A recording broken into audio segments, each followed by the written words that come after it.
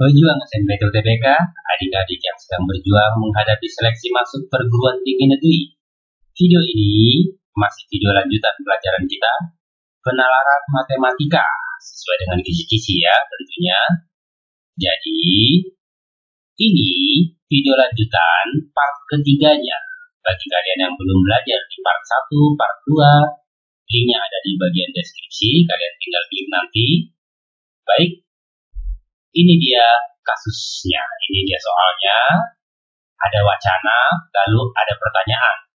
Lalu pertanyaannya nanti beruntun ya, artinya mengikuti satu wacana ada beberapa pertanyaan, sesuai dengan simulasi yang disiapkan di website Kemdikbud ya.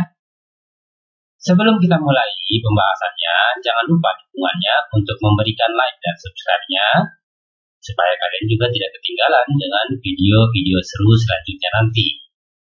Baik, kita bahas saja soal nomor 1. Tipsnya, bisa kita baca dulu pertanyaan, supaya nanti kita membaca wacananya punya arahan, mau kemana, apa yang mau kita cari gitu ya. Nah, di pertanyaannya katanya total banyak pertandingan di grup tersebut. Nah, kalau yang ditanya hanya total banyak pertandingan di grup tersebut, berarti kita hanya perlu mencari tahu berapa banyak yang bertanding. Di sini wacananya katanya berikut ini adalah klasemen sementara salah satu grup pada penyisian Piala Dunia Sepak Bola. Ada 6 tim yang ikut di grup ini, jadi ada 6 tim ya. Dan tiap tim masing-masing melakukan 2 pertandingan. Jadi sampai di situ kita sudah bisa menjawab pertanyaan ini. Kombinasi ada 6 tim, kalau bertanding kan berarti ada 2 tim yang namanya bertanding ya. Lalu setiap tim dengan tim lain itu bertemunya 2 kali, berarti 2 dikali kombinasi 62. Jadi kita hitung 2 dikali 6 kali 5, 6 dikurang 2 itu 4, berhenti di 5 saja berarti per 2. Ini buang 6 kali 5, 30, jadi total ada 30 pertandingan. Semudah itu ya.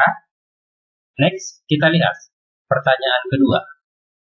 Berilah tanda pada kolom yang sesuai katanya. Ini soal tipe seperti ini semua harus dijawab di bagian benar salahnya ya. Kalau benar ditandai di bagian benar, kalau salah ditandai di bagian yang salah. Satu pun tidak kita isi, itu dihitung salah. Atau kita isi semua, tapi ada yang tidak sesuai dengan permintaan, itu dihitung salah juga ya. Oke, pernyataan pertama. Selisih skor tertinggi dan terendah sementara 8 pertandingan katanya adalah 17. Nah, kita lihat.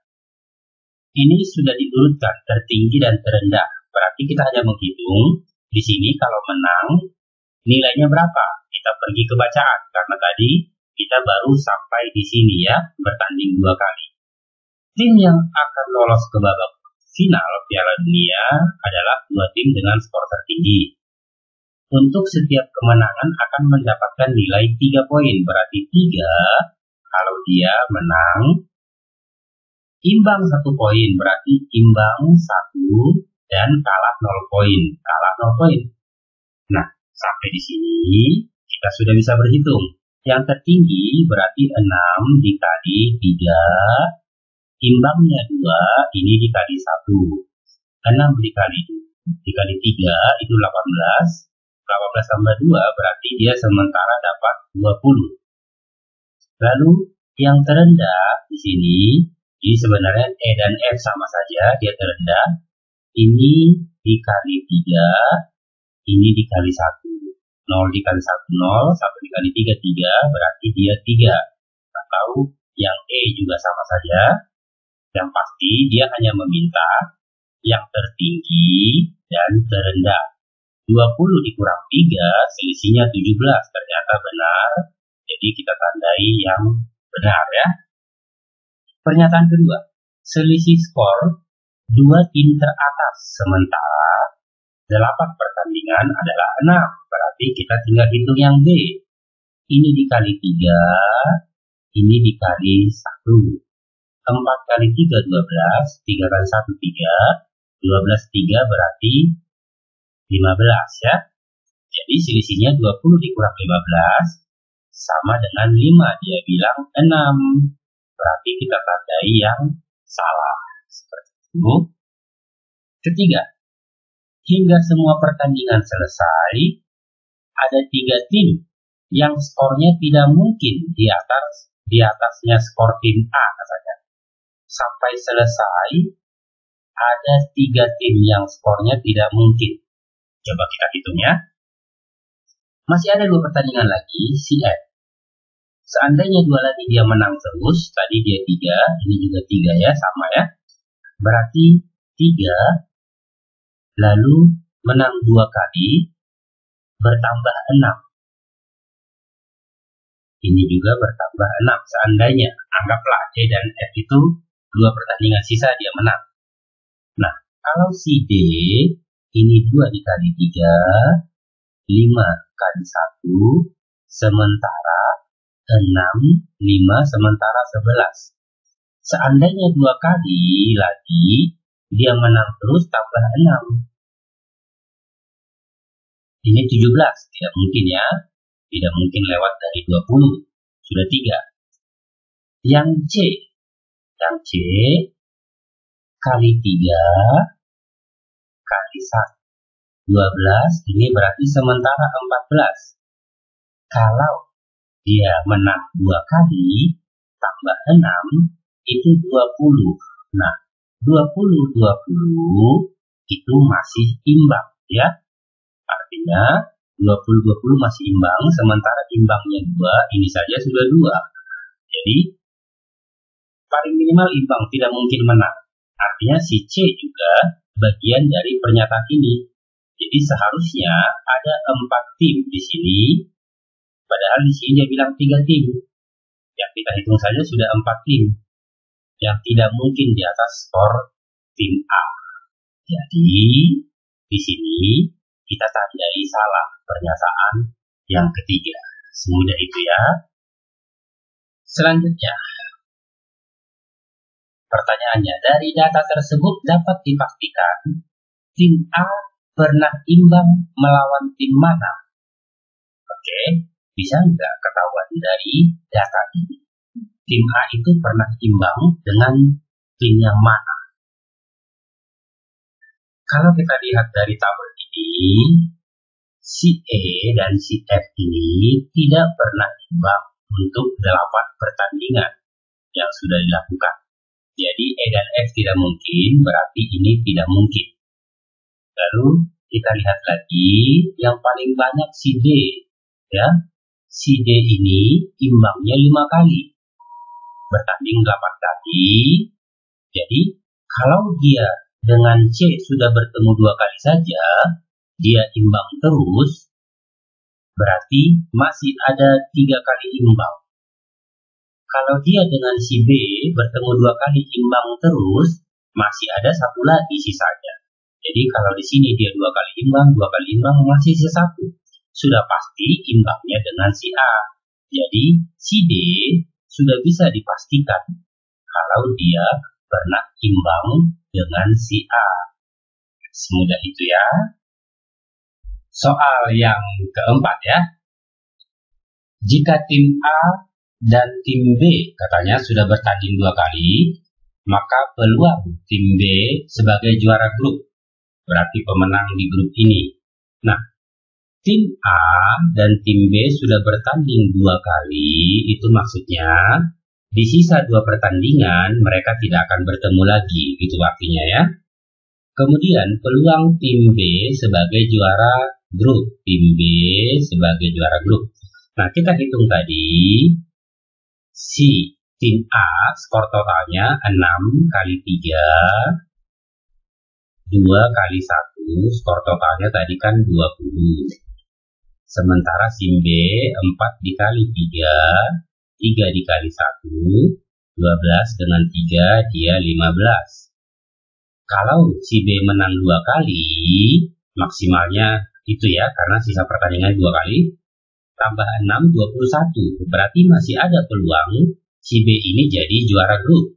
Nah, jadi kalau kita Jabarkan si tim A ini skornya 20. Maka sampai 10 pertandingan totalnya seandainya. Nah, di sini kan dia tidak akan bertemu lagi ya. A dengan B, B dengan A tidak bertemu lagi karena sudah bertanding 2 kali. Berarti tinggal melawan si C atau D atau E atau F. Seandainya si A ini dua-duanya kalah, skornya maka tetap 20. Seandainya kalah dan imbang, berarti bertambah 1, 21. Seandainya imbang dan imbang, berarti bertambahnya 2, skor totalnya 22. Kalau kalah dan menang bertambah 3, jadi skor total 23. Kalau imbang dan menang bertambah 4, jadi 24. Kalau menang-menang, itu yang terakhir ya.